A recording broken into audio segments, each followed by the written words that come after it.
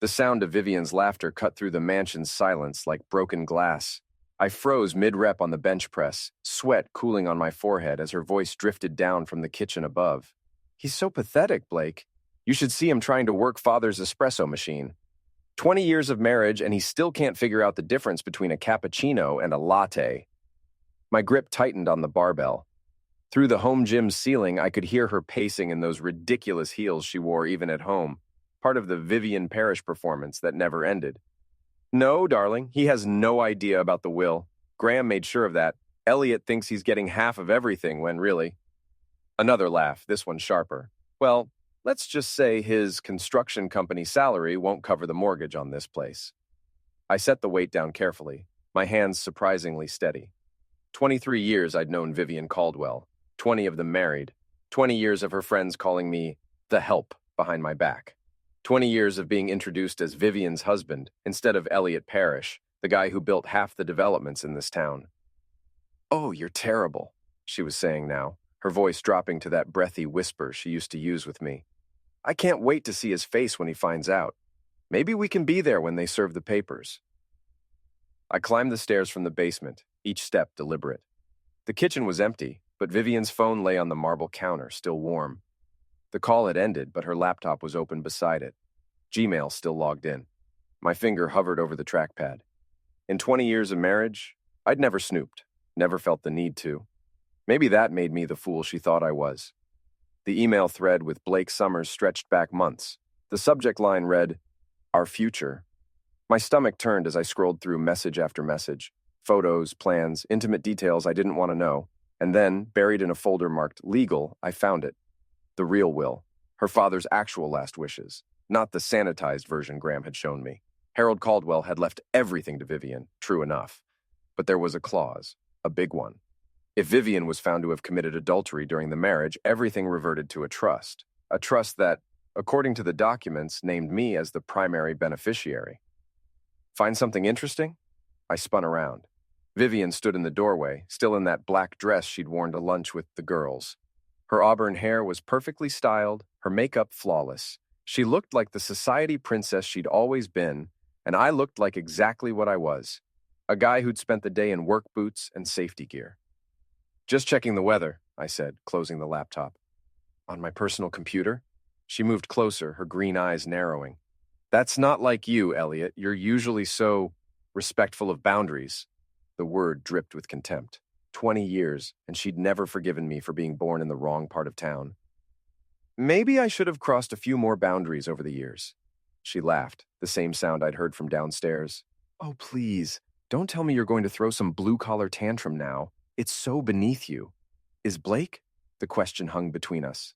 For just a moment, her perfect composure cracked. "I don't know what you think you—" "Saw the photos, Viv. Read the emails. Our future sounds pretty definite." She straightened, and suddenly she wasn't defensive anymore. She was predatory. "So what if you did? What exactly are you going to do about it? Divorce me?" She gestured around the kitchen, at the Sub-Zero refrigerator, the custom cabinets, the view of the harbor through floor-to-ceiling windows. "This is my house, Elliot, my money, my life. You're just visiting. Your father seemed to think differently. My father is dead." Her voice went cold. "And his lawyers answer to me now." That night, she slept in the guest room. I lay in our king-sized bed, staring at the ceiling, thinking about Harold Caldwell. He'd never liked me much, made that clear from day one. But he'd been fair, more than fair, apparently.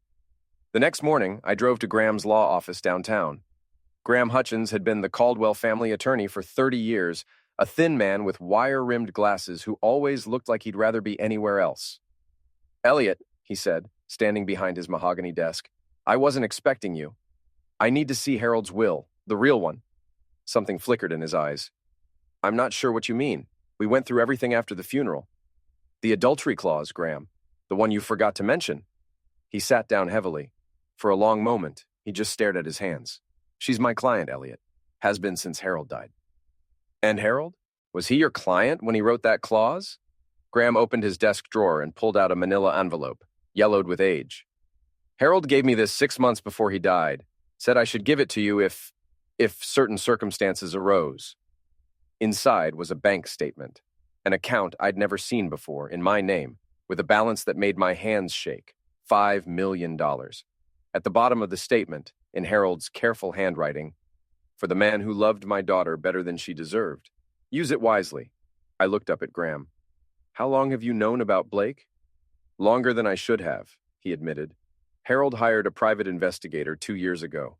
He wanted to change the will completely, leave everything to charity. I talked him out of it, convinced him to give Vivian one last chance. And the clause? His insurance policy. He said if Vivian was going to act like a spoiled child, she should be treated like one." I folded the bank statement and put it in my jacket pocket. "Does she know about this account?" "Not yet, but she will eventually. These things have a way of coming out." Walking back to my truck, I felt something I hadn't experienced in years. Not anger. I'd been angry plenty of times. Not hurt. That was old news by now. This was something else entirely. This was power. Mick Donnelly was waiting for me at Murphy's Pub when I walked in that evening. 25 years of friendship, and he could still read my face like a blueprint. "You look like someone who's either won the lottery or found his wife in bed with the mailman," he said, sliding a beer across the scarred wooden table. "Close on both counts." Mick had been a cop for 15 years before starting his own security consulting business. He was the kind of guy who noticed everything and forgot nothing, which made him either the best friend or the worst enemy you could have. I told him everything. The emails, the photos, Blake, the will, Harold's account. When I finished, Mick leaned back in his chair and whistled low. $5 million. Harold really didn't like his son-in-law. Apparently not, but he liked his daughter's husband even less. "So what's the play here, Elliot? You could take this to a divorce attorney, get everything?" I took a long pull of my beer. "I could, but that would be too easy." "Easy?" 20 years, Mick. 20 years of being treated like the hired help, of watching her flirt with every man in a $1,000 suit, of listening to her friends talk about me like I wasn't in the room. I set down the bottle harder than necessary. A divorce would be quick, clean. She'd walk away with something, probably find some other rich guy to take care of her. Where's the justice in that? Mick grinned. There's the Elliot I remember from high school. What do you need? Information. Everything you can find on Blake Summers. Legal stuff only. I'm not looking to break any laws. But I want to know who he is, what he owes, who he's hurt. And Vivian? I know Vivian, but I want to know what she's been up to when she thought I wasn't paying attention. We shook hands across the table. This is going to be expensive, Mick warned. I thought about the bank statement in my jacket. I can afford it. 2 days later, Mick called with his first report. We met at the construction site for my latest project, a luxury development that would probably house people just like Vivian's friends. Blake Summers, Mick said, consulting his notebook. 34 years old, trust fund baby. Works as a private art dealer when he feels like working at all, which isn't often. Clean record? Depends on your definition of clean. No arrests, but he's got a reputation. 3 different women have filed restraining orders against him in the past 5 years, all dropped eventually, probably for money. I felt something cold settle in my stomach. What kind of restraining orders? Harassment, mostly. One for stalking. Guy doesn't take rejection well. Mick flipped a page. He's also in debt up to his eyeballs. Gambling problem, from what I can tell. Owes money to some very serious people in Boston. How much money? $250,000, give or take. The kind of debt that gets your legs broken if you don't pay up. I thought about Vivian's jewelry collection, the art in our house, the vintage car she'd bought me for my 40th birthday. All of it worth a fortune. All of it accessible to someone who knew where to look. What about the yacht club? He's a member there, right? Mick nodded. Golden boy. Or was, anyway. Word is he's behind on his dues, and the board's getting impatient. Nothing kills your social standing faster than being broke in a place like that. That evening, Vivian announced she was going to Boston for the weekend. Charity event, she said, not meeting my eyes. Very exclusive. You'd be bored. I'm sure I would be. She packed her most expensive dress, the diamond necklace her father had given her for our 10th anniversary, and enough lingerie for a honeymoon. For charity work, she was certainly prepared. Saturday night, I drove to the yacht club. The parking lot was full of BMWs and Mercedes, the kind of cars that cost more than most people made in a year. Blake's Porsche was parked near the dock, gleaming under the security lights. The club was hosting its monthly dinner dance. Through the windows, I could see couples spinning across the polished floor, champagne glasses catching the light from the crystal chandeliers. It was Vivian's world, elegant, expensive, and completely foreign to someone like me. I found Blake on the deck overlooking the harbor, smoking a cigarette and checking his phone. He was handsome in that prep school way that money could buy. Perfect teeth, perfect hair, perfect tan. Everything about him screamed privilege. Blake Summers? He turned, and I saw the moment he recognized me. His smile faltered just slightly. Elliot Parrish. I didn't expect to see you here. I was in the neighborhood, thought I'd stop by, see how the other half lives. He took a drag of his cigarette, trying to look casual. Where's Vivian tonight? I thought you two were joined at the hip. Boston, some charity thing, very exclusive, apparently. Ah, he flicked ash over the railing. Well, these society events can be demanding. I'm sure they can be. I stepped closer to the railing, close enough that he had to step back. Nice night for a sail. You have a boat here? The Serendipity, 40-footer. She's my pride and joy. I looked out at the marina where dozens of boats bobbed in their slips. Must be expensive to maintain something like that. Worth every penny. But there was something in his voice now, a tightness that hadn't been there before. I bet. Of course, everything's expensive these days. Club dues, boat maintenance, gambling debts. He went very still. I'm sorry? Oh, nothing, just making conversation. I smiled at him, the same friendly smile I used with difficult clients. You know how it is in a small town. People talk. What exactly are people saying? That you're in over your head. That you owe money to some very unfriendly people. That you're looking for a way out. I paused, letting that sink in. That you think you found one. Blake dropped his cigarette and stepped on it, grinding it under his heel. I think this conversation is over. I think you're right. I started to walk away, then turned back. Oh, and Blake? You might want to be more careful on these docks. They can be slippery when you've been drinking. I gave him a gentle push, barely more than a pat on the shoulder, but Blake was already off balance, already nervous, and the deck was slick with evening dew.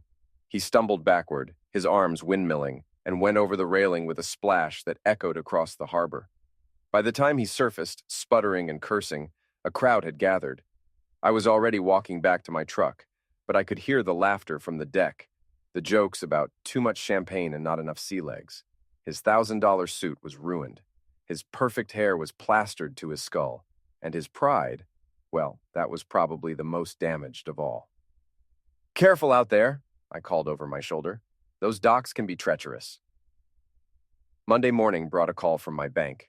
Vivian had tried to access our joint accounts over the weekend, only to find that I'd moved most of the money to a new account in my name only.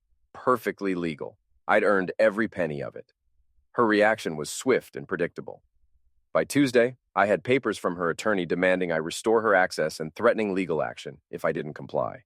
By Wednesday, she'd changed the locks on the house. I was staying at Mick's apartment downtown, a sparse place that smelled like coffee and cigarettes. It wasn't much, but it gave me perspective. For the first time in 20 years, I could see my life clearly. She's escalating, Mick observed, reading over the legal documents. Trying to force your hand. Let her try. I've got Harold's money, and she doesn't even know it exists yet. What about the house? I shrugged. It's in her name, always has been. I never cared about that place anyway. Too much like a museum. That afternoon, I drove to the local newspaper office. The editor, a sharp-eyed woman named Carol Stevens, had covered my construction projects for years. She knew good copy when she saw it. I want to make a donation, I told her. Anonymous, but newsworthy. How newsworthy?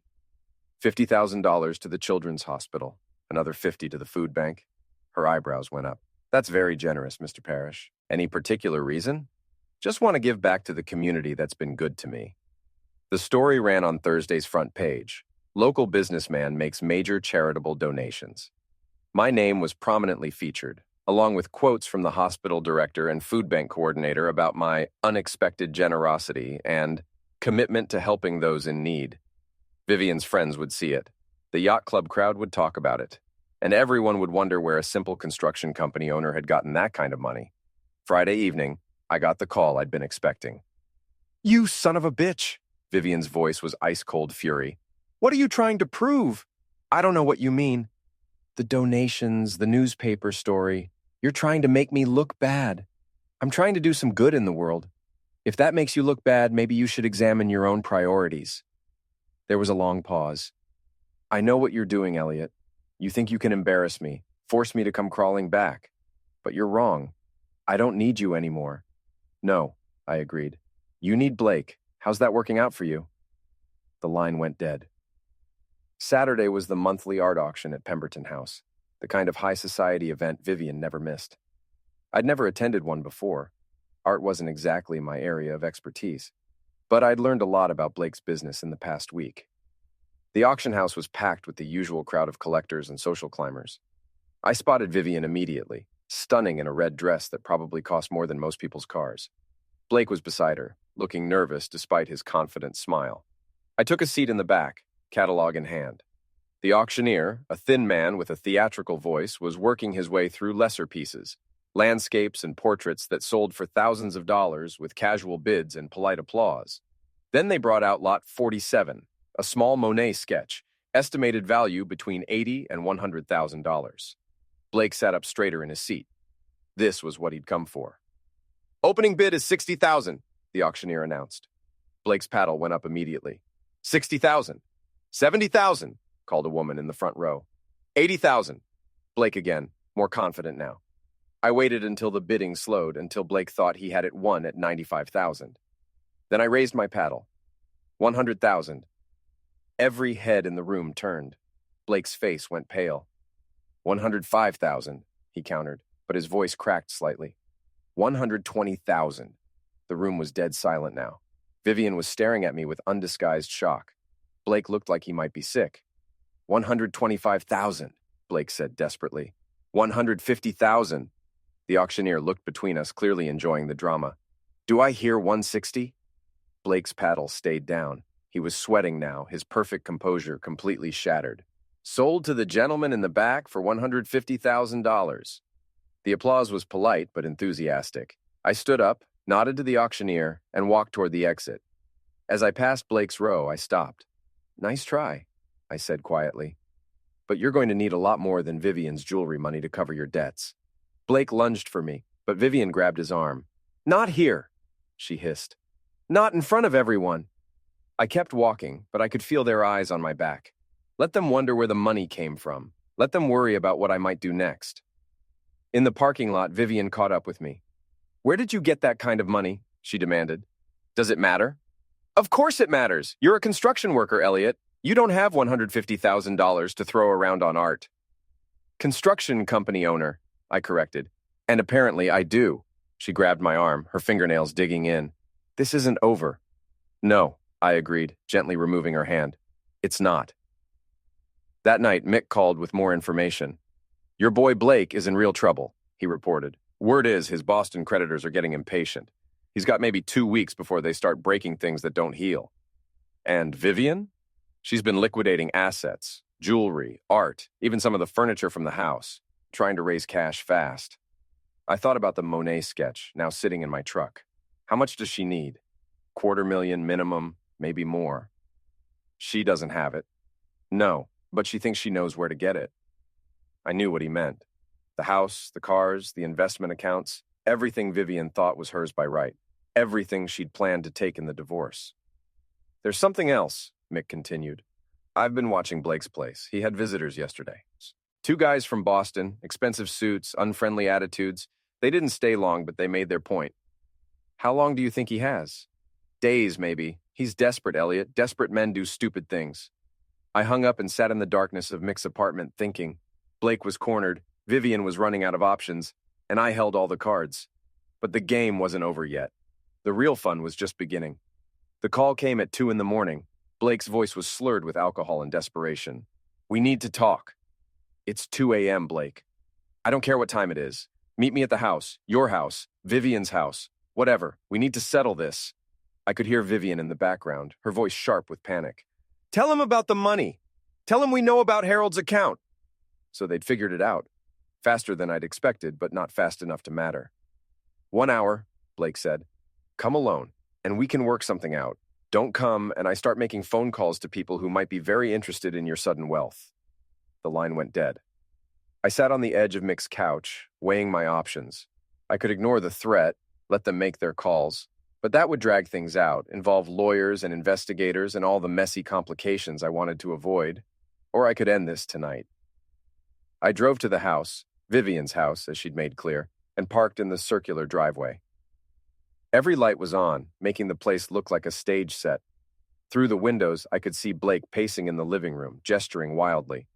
Vivian sat on the white leather sofa, her head in her hands. They'd been drinking. The coffee table was littered with empty wine bottles and overflowing ashtrays. Whatever composure they'd maintained in public was long gone. I used my key, they hadn't thought to change that lock yet, and walked into what had been my home for 20 years. "Elliot!" Blake turned as I entered, his face flushed with wine and anger. "Good of you to join us." Vivian looked up, and I was shocked by what I saw. Her perfect makeup was smeared, her hair disheveled. She looked older, smaller, nothing like the society princess who'd ruled this house for so long. "We know about the money," she said without preamble. "Harold's account, the $5 million. Do you?" "Graham told us, after some persuasion." Blake smiled, but it didn't reach his eyes. "Turns out your father-in-law had quite a sense of humor." I looked around the room, taking in the expensive furniture, the original paintings, the Persian rugs worth more than most people's houses. "He did indeed." "Here's what's going to happen," Blake continued, moving closer. "You're going to transfer half that money to an account I specify. Tonight. And then you're going to walk away from all of this. The house, the marriage, the whole mess. And if I don't? If you don't, I make some phone calls to the IRS, to the district attorney, to anyone who might be interested in how a small-town contractor suddenly came into $5 million. I tell them about Harold's mental state in his final months, about how you had access to his accounts, about how convenient it is that the only witness to his final wishes was his own lawyer." Vivian stood up unsteadily. "It won't hold up in court, but it'll destroy your reputation, your business, everything you've built." I had to admire the plan. It was exactly the kind of thing Vivian would think of, cruel, clever, and just plausible enough to work. "You've thought this through," I said. "We've had time to think," Blake replied. "Sitting here, watching you play your little games, the donations, the auction, the public humiliation. Very entertaining. But the show's over now." I walked to the bar cart in the corner and poured myself a scotch. Harold's scotch, the 30-year-old single malt he'd saved for special occasions. This seemed special enough. "You know what your problem is, Blake?" "Enlighten me." "You think this is about money?" I took a sip of the scotch, savoring the burn. "You think Harold left me that account because he liked me, or because he wanted to hurt Vivian? But you're wrong." "Then why?" "Because he knew exactly what kind of person his daughter really was, and he knew exactly what kind of person you are." I set down the glass and looked at them both. "He didn't leave me that money to reward me. He left it to punish you." Blake's confidence faltered slightly. "What are you talking about?" "The adultery clause in the will. Harold didn't write that as insurance. He wrote it as a trap. He knew Vivian would cheat, probably knew about you specifically. The money was bait." Vivian went very pale. "That's impossible." "Is it? Think about it. Harold hires a private investigator 2 years ago, finds out about Blake, about the affairs, about everything. But instead of confronting you, he changes his will. Creates a situation where your adultery doesn't just cost you a marriage, it costs you everything." I pulled out my phone and opened the camera app. "He wanted me to catch you, wanted me to have the evidence, wanted me to destroy you both, legally and completely." "You're bluffing," Blake said, but his voice shook. "Am I?" I held up the phone. "Smile, Blake. You're on camera." What happened next was exactly what I'd expected. Blake, drunk and desperate and cornered, lunged for the phone. I stepped aside easily. Construction work keeps you in shape, and he stumbled into the coffee table, sending wine bottles crashing to the floor. Vivian screamed. Blake cursed, blood running from a cut on his forehead, and I kept filming. "That's assault, Blake! On camera! In front of witnesses!"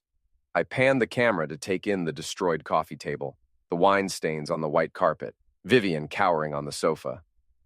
"I wonder what your Boston friends will think when they see this. A man who can't even handle one middle-aged contractor?" Blake wiped blood from his face, his eyes wild. "You son of a bitch. Now, language." I stopped recording and put the phone away. "Here's what's actually going to happen. You're both going to leave. Tonight, you're going to disappear and you're never going to contact me again." "This is my house," Vivian said weakly. "No, this was your father's house. And according to his will, the real will, the one Graham's going to file in probate court tomorrow, It belongs to me now. The lie came easily. There was no such provision in Harold's will, but they didn't know that, and by the time they figured it out, it wouldn't matter. You can't do this, Blake said. I already have. I walked to the front door and opened it. Your car's in the driveway. I suggest you use it. They left finally, Vivian clutching a hastily packed suitcase, Blake holding a bloody towel to his head. I watched from the doorway as they drove away, taillights disappearing into the night.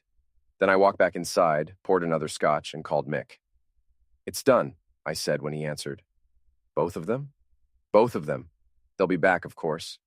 Tomorrow, probably, with lawyers and court orders, but it won't matter. Why not?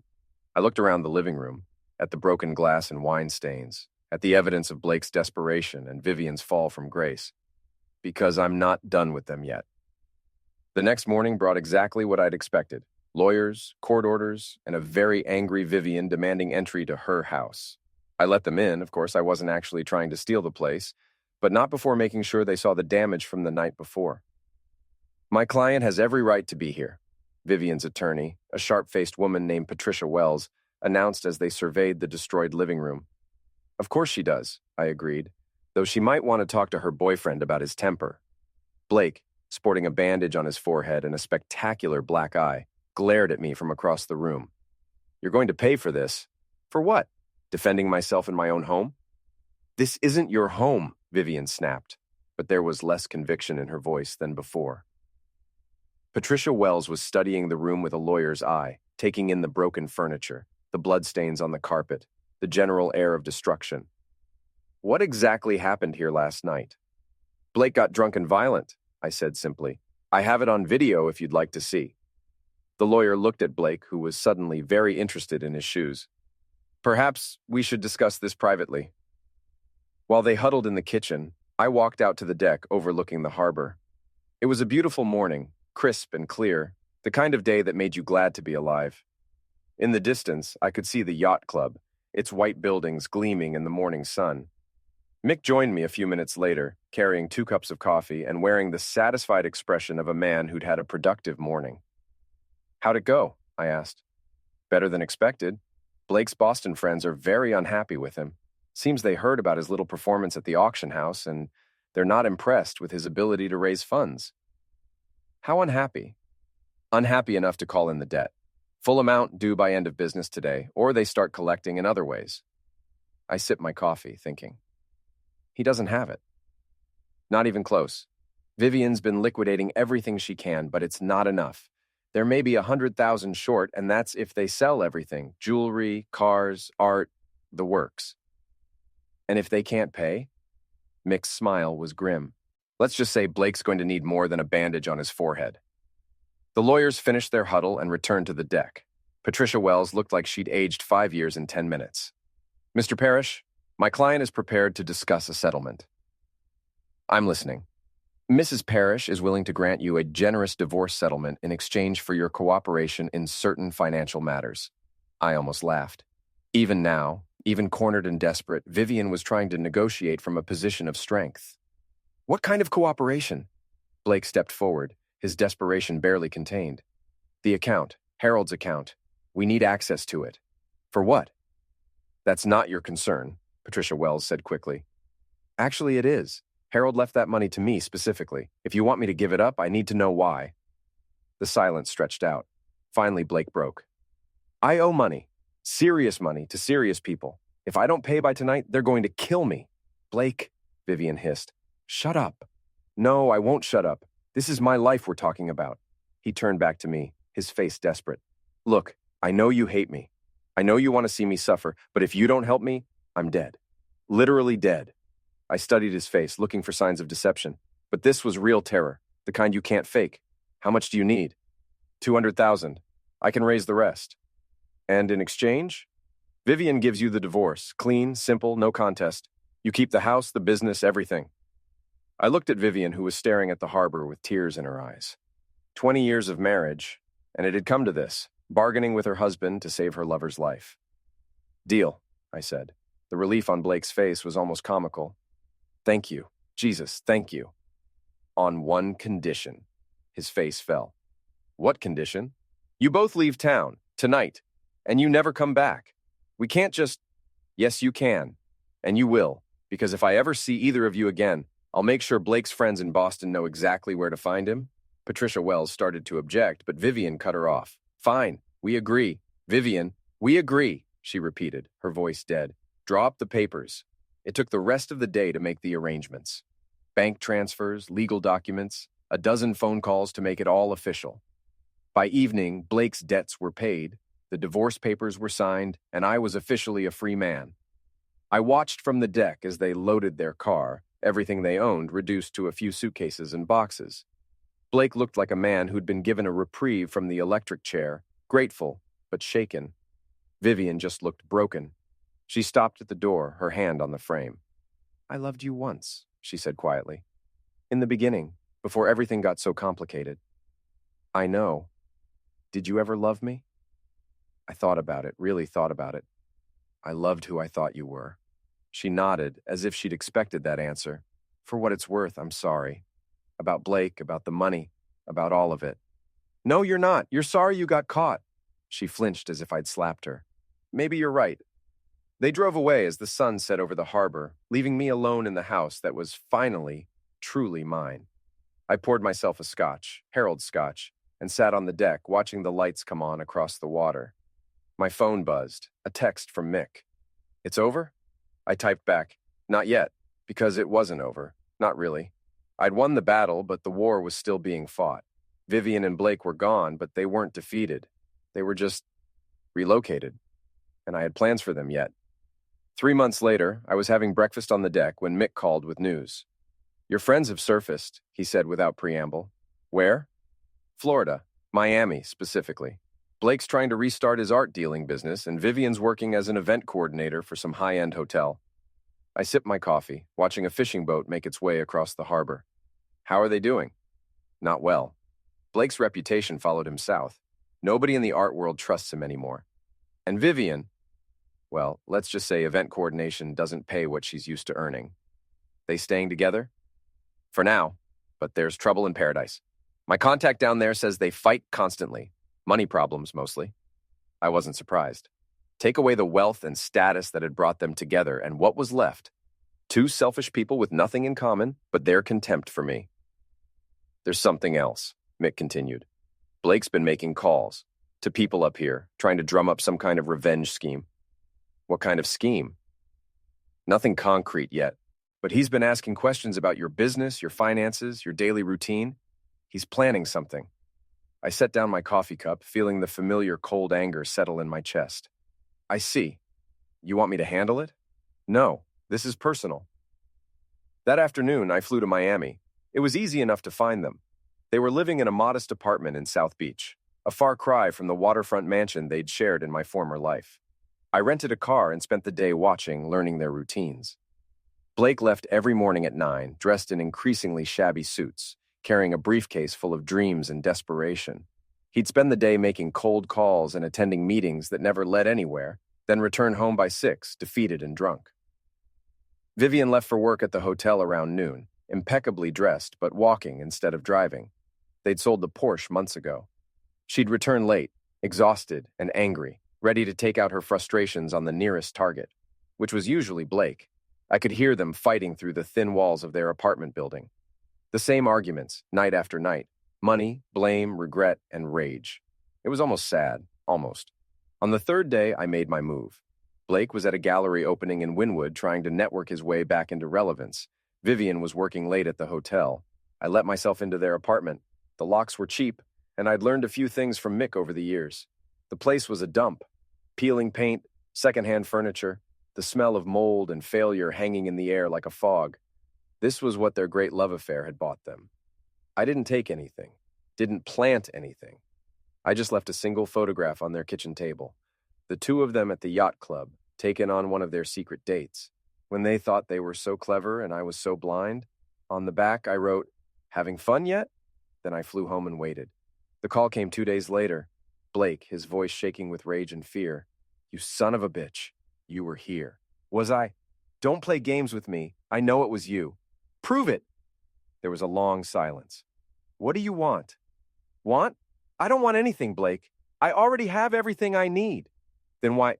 Because you threatened me. Because you thought you could blackmail me, intimidate me, make me dance to your tune. My voice was calm, conversational. Because you forgot who you were dealing with. This is harassment. This is justice. There's a difference. I'll call the police. And tell them what? That someone left a photograph in your apartment? That you're being stalked by the man whose wife you stole, whose life you tried to destroy? I laughed. Good luck with that. The line went dead. I sat back in Harold's old chair, looking out at the harbor, and smiled. But I wasn't done yet. Over the next few months, I made Blake and Vivian's life a carefully orchestrated hell. Nothing illegal, nothing they could prove, just a series of small disasters and professional embarrassments that followed them wherever they went. Blake's potential clients received anonymous tips about his gambling debts and violent temper. Vivian's hotel received complaints about her attitude and work ethic from guests who'd never actually met her. Their landlord got calls about noise violations and property damage. They moved 3 times in 6 months, each apartment smaller and shabbier than the last. Blake's business never got off the ground. Vivian lost her job at the hotel and ended up working as a waitress in a diner. And through it all, I watched from a distance, a ghost from their past who never let them forget what they'd done. The final blow came on a humid Tuesday in August. I was sitting in a cafe across from the diner where Vivian worked, watching her serve coffee to truckers and tourists, when Blake walked in. He looked terrible. Thin, unshaven, wearing clothes that had seen better decades. He sat at the counter and ordered coffee with the careful precision of a man counting pennies. They didn't speak, didn't even look at each other. Whatever love or lust had brought them together was long dead, killed by poverty and mutual recrimination. I finished my coffee, left a generous tip, and walked across the street. Hello, Vivian. She spun around, the coffee pot in her hand shaking. Elliot. Blake looked up from his cup, his face going pale. What are you doing here? Visiting friends? I looked around the diner, taking in the cracked vinyl booths, the flickering fluorescent lights, the smell of grease and broken dreams. Nice place. Vivian set down the coffee pot with trembling hands. What do you want? Nothing. I just wanted to see how you were doing. I smiled at them both, the same friendly smile I'd used at the yacht club all those months ago. You look settled. You did this, Blake said, his voice barely a whisper. All of it. The jobs, the apartments, everything. Did I? You destroyed our lives. I considered that. No, Blake. I just gave you the lives you deserved. The lives you would have had if you hadn't tried to steal mine. Vivian was crying now, tears streaming down her face as she stood behind the counter in her stained uniform. We lost everything. Yes, I agreed. You did. I left them there, in that shabby diner in Miami, surrounded by the wreckage of their ambitions. The last thing I heard was Blake's voice, broken and defeated. It's over. It's finally over. But he was wrong. It was never going to be over. Not for them. Because every morning when they woke up in whatever hovel they could afford, every night when they went to sleep on their mattress on the floor, they'd remember what they'd had and what they'd lost. They'd remember me, and they'd know that some debts can never be paid in full.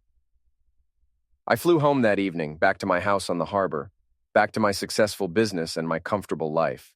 I poured myself a scotch, Harold Scotch, and sat on the deck watching the sunset paint the water gold. 23 years I'd known Vivian Caldwell. 20 years I'd been married to her. And now, finally, I was free. Free of her contempt, her cruelty, her casual assumption that I was less than she was because I'd been born on the wrong side of town. Free to be the man Harold had seen in me, the man who'd earned $5 million not through inheritance or luck, but through patience, planning, and the careful application of justice. The phone rang. Mick calling with his daily report. It's done, I told him before he could speak. All of it? All of it. There was a pause. Any regrets? I thought about that as I watched a yacht sail across the harbor, its white sails catching the last light of day. Did I regret destroying 2 people who'd tried to destroy me? Did I regret using Harold's money to buy their ruin instead of my own happiness? No, I said finally. No regrets. I hung up and finished my scotch, then went inside to the house that was finally, completely mine. In the morning, I'd go back to work, back to building things instead of tearing them down. But tonight I was content to sit in the silence and remember the look on Vivian's face when she realized she'd lost everything. Some people are born to wealth and privilege. Others earn it through hard work and sacrifice. And some, like Vivian and Blake, lose it through their own greed and stupidity. Justice isn't always swift, but it's always thorough. And sometimes, if you're patient enough and smart enough and angry enough, you get to watch it work.